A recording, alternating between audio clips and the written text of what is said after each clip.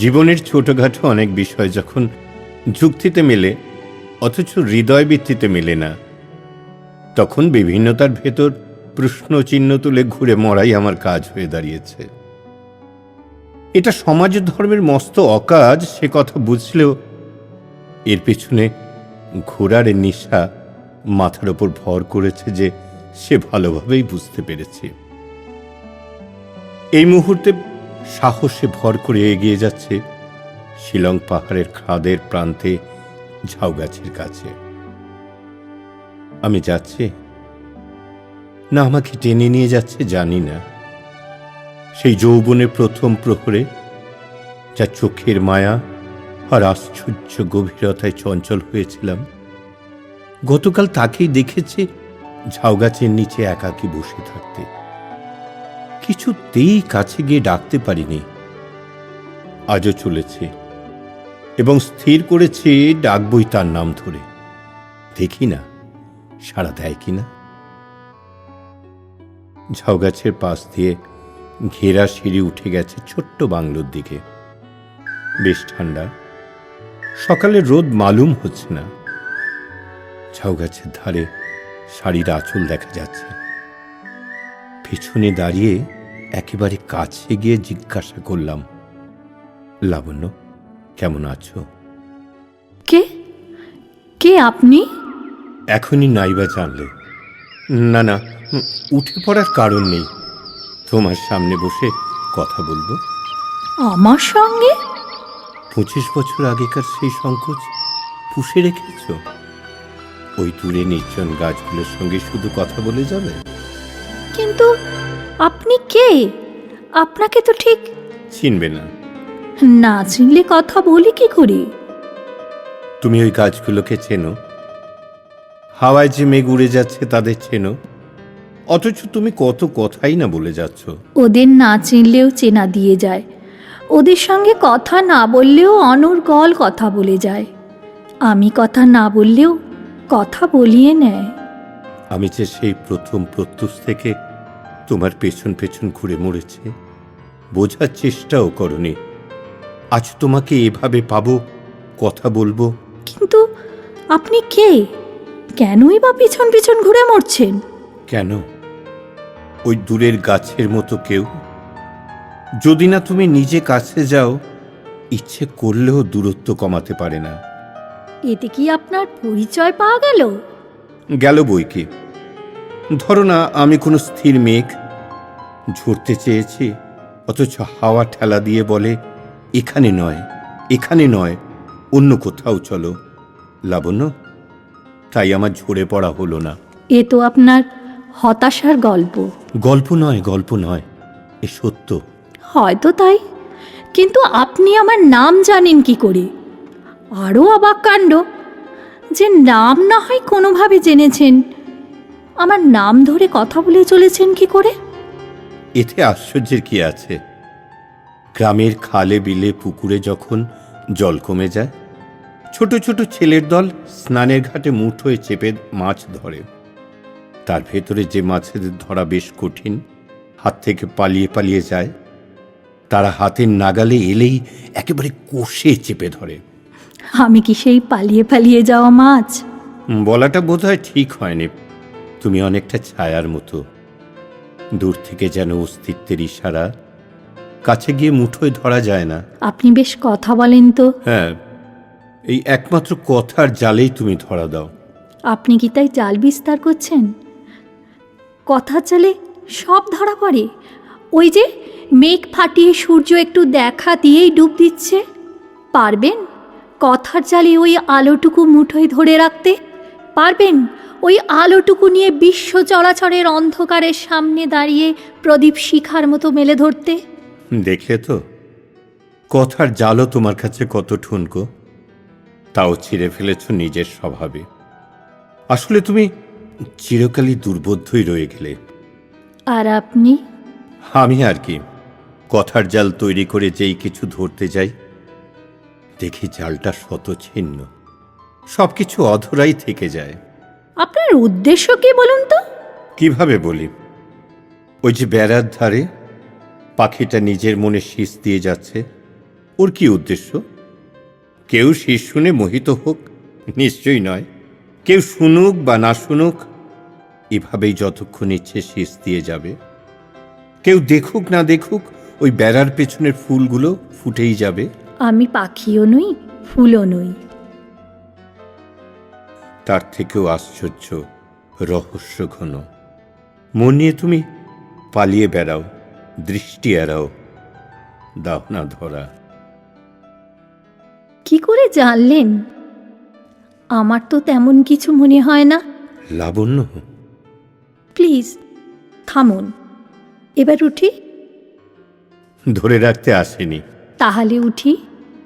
তুমি উঠে পড়লে কার সাধ্য আটকাবে? ভেবেছিলাম এভাবেই কথার জালে তোমার আবরণ খসে পড়বে। আসলে জাল বিস্তার করতেই শিখেছেন, ধরতে শেখেননি। পুরুষের ভেতর যখনই কাব্য ভর করে তখনই সে দুর্বল।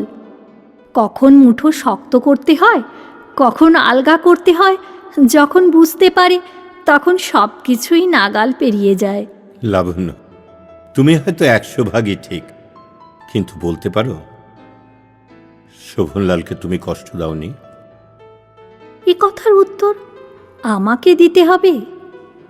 প্রশ্ন যদি করতেই হয় রবি ঠাকুরকে করুন। না, রবি ঠাকুর নয়, তোমাকেই বলতে হবে। তুমি জানতে শোভনলাল তোমাকে ভালোবাসে, তবু তুমি তাকে উপেক্ষা করেছিলে। আমি যে কি করেছিলাম জানি না। তুমি কি পছন্দ করতে লাবণ্য? মুখচোরা শোভনলালের আত্মনিবেদন, না অমিতের মুক্তক ছন্দের গতিময়তা? বিশ্বাস করুন, আমার ভেতর কোনো ভালোবাসা নেই। তাহলে কি আছে? অভিমান। একটা ছোট্ট ডিঙিতে অভিমান নিয়ে বসে আছি। ভেবেছিলাম বাসনা স্তূপ নিয়ে ভেসে বেড়াবো। বুঝতে পারিনি ছোট্ট ডিঙিতে এত বাসনা রাখার জায়গা নেই। জায়গার অভাবে আমার বাসনাগুলো নিজেরাই ঝাঁপ দিয়েছে জলে। আমি একা সেই ছোট্ট ডিঙি নিয়ে ঢেউয়ের দোলায় কখনো দুলছি, কখনো হাওয়ার টানে এদিক ওদিক করছি, কখনো কূলে এসে ঠেকেছি। সে আমার নিতান্ত পারে যাবার পথ বলে দেয়, আলো দেখায় না। যে আলো বুকে নিয়ে অনেক দিনের জমে থাকা অন্ধকার সরিয়ে বলবো, এসো হাত ধরো। ভালোবাসার স্তবগান থেকেই তো অভিমানের জন্ম। তুমি নিজেরটাই ভেবেছ, শোভনলালের অভিমানের কথা ভাবনি। কে বলেছে ভাবিনি? অনেক রাতে আমার ঘুম ভেঙে যেত। শোভনলালের কথা ভাবতাম। কি ভাবতে? ভাবতাম কেন সাহস করে নিজের কথা বলতে পারে না, কেন চোখের দিকে তাকিয়ে আমার কথা পড়তে পারে না। পরে ভাবতাম ও বড় ভালো, তাই। মনে হয় তা নয়। যদি তুমি ফিরিয়ে দাও, যদি তোমার চোখের ভাষা অন্য কথা বলে, তাহলে যে আশ্বাসে তার বুকের ভেতর পোষা পাখিটা উসকুস করে বেঁচে আছে, হয়তো সেটা চুপ করে যাবে, সেই আশঙ্কায়। এ তো শোভনলালের হয়ে একতরফা সওয়াল। সে নারীমণির উপযুক্তই ছিল না। কে ছিল? অমিত? জানি না আপনারা যে কে কি ভেবেছেন। অমিত সেই মানুষ যে অনিচ্ছাকে ইচ্ছায় পরিণত করে, গড়িয়ে যাওয়া পাথর। থামতে জানি না, যাকে মনে হয় থামিয়ে কিছুক্ষণের জন্য বলি একটু সময় দাও, যাকে আড়াল করলে অবগুণ্ঠন ছিঁড়ে লজ্জা ভেঙে দেয়, দিনের আলোর মতো ঝকঝকে, সে জিতলেও যা হারলেও তাই। সে কোনো তপস্যার ধার ধারে না, এমনি ধরা দেয়। অথচ যাকে বাঁধতে গেলে সমস্ত সুতো ছিঁড়ে উড়ে যায়। অমিত কি তোমাকে বেশি অধিকার করেছিল? বেশি কি কম এভাবে অমিতের কথা বলা যায় না। অমিত আসলে একটা স্রোতের নাম, একটা টানের নাম। সুশৃঙ্খলতা যদি সৌন্দর্যের কোনো শর্ত হয়, তাহলে তা ভেঙে টুকরো করে এক নতুন ঐশ্বর্যের অধীশ্বর হয়ে ওঠে অমিত। নারী মন শান্ত সৌম্যতায় আনন্দ পেলেও তার কোথাও একটা অশান্ত উচ্ছলতার উত্তাপ নেবার ব্যাকুলতা থেকে যায়। তাই সংসারে নারী মন সহজ মানুষের মতো যেমন জয়ী হতে চায়, তেমনি কোথাও যেন হেরে যেতে ভালোবাসে। সেইখানেই সংসারের গাম্ভীর্য ভেঙে অমিত আমাদের হাত ধরে। পারলে কই, তার সমস্ত নিবেদন ব্যর্থ হয়ে ফিরে গেল। এখানেই তো অমিতের জিদ। শ্যাওলা পড়ার আগেই সে সরে যায়। এক দুর্লভ মানুষ। সহজে যেমন আঁকড়ে ধরতে জানে, তেমনি অতি সহজেই সে বাঁধন শিথিল করে। আর 5 জনের মতো ভালোবেসে সংসার করার জন্য সে জন্মায়নি। বিশ্ব সংসারের সমস্ত নারী হৃদয়কে সে জয় করতে চায়। শোভনলালের জন্যে মনে বেদনা জাগে ঠিকই, কিন্তু অমিতের জন্যে জাগে মায়া। তাই কি তুমি অমিতকে নিয়ে ঘর বাঁধলে না? আমার ইচ্ছা অনিচ্ছায় কিচ্ছু ঘটেনি। দূরপাল্লার ট্রেন যখন একটা বড় স্টেশনে থামে, তাকে নিয়ে ব্যস্ততার ঝড় বয়ে যায়। সেই ব্যস্ত অনেকের ভেতর আমিও একজন ছিলাম। সিগন্যালের আলো বদল হলে হুইসেল দিয়ে সে আবার অন্য গন্তব্যের দিকে পাড়ি দেয়। আমার সাধ্য ছিল না ঘর বাঁধার। অমিতকে শেষ পর্যন্ত কি থামতে হয়নি? শোভনলালের থামার ভেতর যেমন অভিমান বা বেদনার সমাপ্তি, অমিতের কিন্তু তা নয়। কেন নয়? দেখলেন না, শেষের কবিতা পড়ার পর তার কোনো প্রতিক্রিয়াই জানতে পারলাম না। তারপরও হয়তো বিলিয়ম জেমসের পত্তাবলী পড়ছে আরামকেদারায় বসে। অমিত শেষ চিঠিতে আপনাকে স্বীকৃতি দিয়ে গেছে। পড়ব চিঠিটা? আমি রোজ তার সে চিঠি পড়ি। সব সময় সঙ্গে থাকে সে চিঠি। পড়বেন চিঠিটা? সেদিন সন্ধেবেলা রাস্তা শেষে এসে যখন দাঁড়ালুম, কবিতা দিয়ে যাত্রা শেষ করছি, আজও এসে থামলুম একটা রাস্তার শেষে। এই মুহূর্তটির উপর একটা কবিতা রেখে যেতে চাই। আর কোনো কথার ভার সইবে না। হতভাগার নিবারণ চক্রবর্তীটা যেদিন ধরা পড়েছে, সেই দিন মরেছি। অতি শৌখিন জলচর মাছের মতো, তাই উপায় না দেখে তোমারই কবির ওপর ভার দিলুম আমার শেষ কথাটা তোমাকে জানানোর জন্য। পরেরটুকু আমি পড়ি। তব অন্তর্ধান পটে হেরি তব রূপ চিরন্তন, অন্তরে অলক্ষ লোকে তোমারই অন্তিম আগমন। লোভিয়াছি চিরস্পর্শমণি, আমার শূন্যতা তুমি পূর্ণ করি গিয়াছ আপনি। জীবন আধার হলো সেইখানে পাইনু সন্ধান, সন্ধ্যার দেউল দ্বীপ চিত্তের মন্দিরে তব দান। বিচ্ছেদের হোমবন্যী হতে পূজামূর্তি ধরি প্রেম দেখা দিল দুঃখের আলোতে।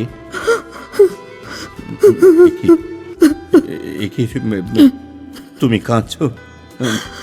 তোমার চোখে জল?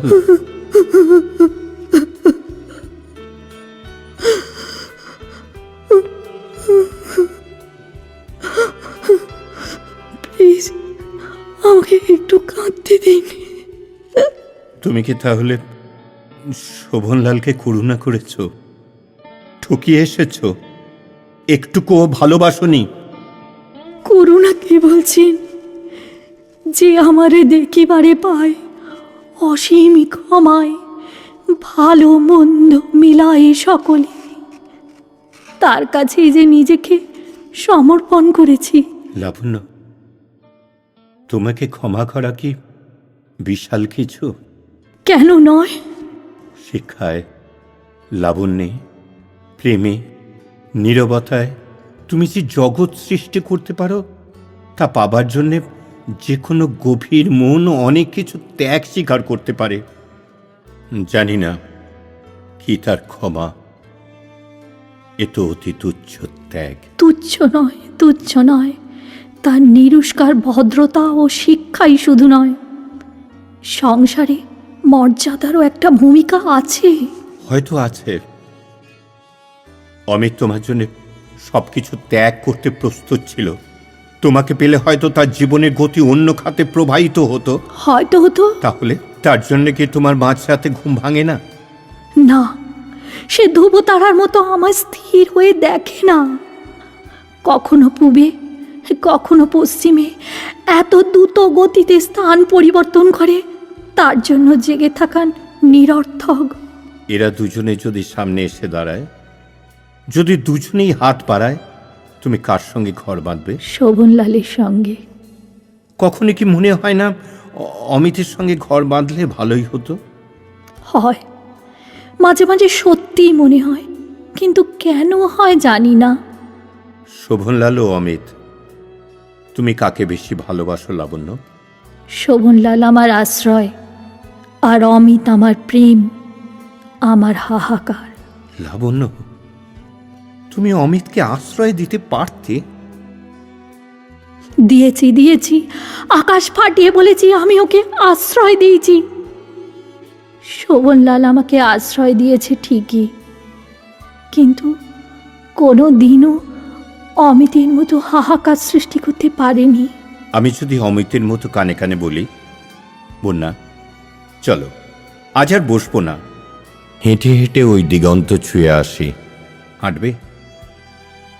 হ্যাঁ, হাঁটবো। দুজনকে তুমি কিভাবে ভালোবাসো এটুকু বলে দাও, আর বিরক্ত করব না। চোখের জল দিয়ে গোপনে নিজেকে ধুয়ে ধুয়ে। লাবণ্য, কেন তোমার পেছন পেছন আমিও সারা জীবন ধরে ঘুরে বেড়াচ্ছি, বুঝতে পারছো তো? আমাকে আর কিছু বলতে বলবেন না প্লিজ। অনুমতি দাও, তোমার অমিতকে দেওয়া শেষের কবিতার শেষ অংশটুকু আজ পড়ি। আমি ওই চিঠি নিয়ে বয়ে বেড়াচ্ছি। তুমি? হ্যাঁ, আমি। এখানে তুমি দুজনকে স্পর্শ করে গেছো।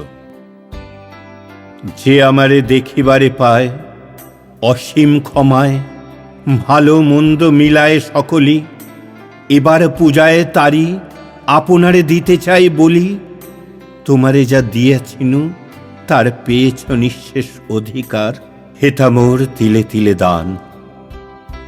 করুণ মুহূর্তগুলি গণ্ডূষ ভরিয়া করে পান, হৃদয়ে অঞ্জলি হতে মম, ওগো তুমি নিরুপম, হে ঐশ্বর্যবান।